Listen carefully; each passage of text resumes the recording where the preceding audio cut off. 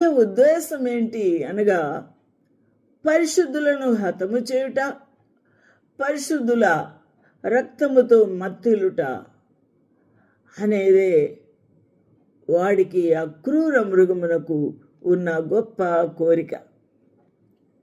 ఆలోచన చేద్దాము. The beast that was and is not, even he is the eighth and is of the seven, goeth into the perdition. ఆ పాతాళములోకి వెళ్ళి అక్కడ ఈ యొక్క 7 రాజులకి 7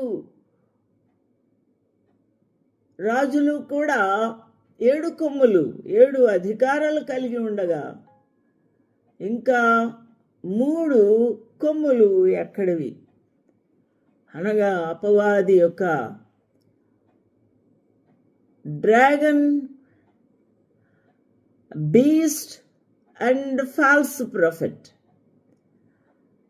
అనగా అపవాది, క్రూర మృగము, ఆ యొక్క మతోన్మాది అయిన ఆ యొక్క ఫాల్స్ ప్రొఫెట్, ఈ ముగ్గురు కూడా ఒక్కటై ట్రయూన్ అయి ఉన్నారు.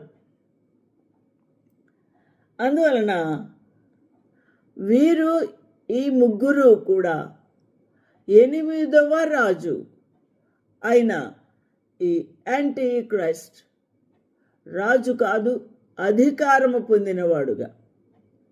వాడికి రాజ్యము లేదు, వాడికి కిరీటము లేదు, కానీ సర్వ అధికారాలు ఈ యొక్క అపవాది, క్రూర మృగము మరియు ఈ యొక్క ఫాల్స్ ప్రొఫెట్ ముగ్గురు కలిసి వారికి